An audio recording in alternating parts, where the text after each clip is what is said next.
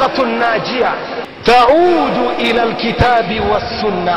Kundi hili huwa lina tabia ya kurejea katika Qur'ani na Sunna inda tanazu'i wal ikhtilaf, pale linapo au pale wanapozozana katika masala ya dini.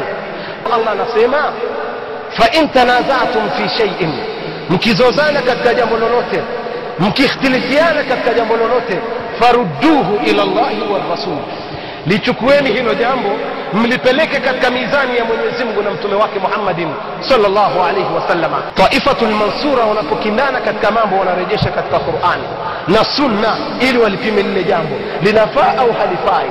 In kuntum tu'minuna billahi wal yawmil akhir, ikiwa mna imani za kweli kweli na mnaamini siku ya kiyama, ndipo mkitofautiana mtarejesha katika Qur'ani na Sunna. Lakini kama hamna imani za kweli kweli wala hamuamini kwamba kuna kiyama, mtazozana, mtatukanana, mtaleta migogoro mbalimbali katika dini, hamtofika katika muafaka wa kusema tulirejeshe katika Qur'ani na Sunna.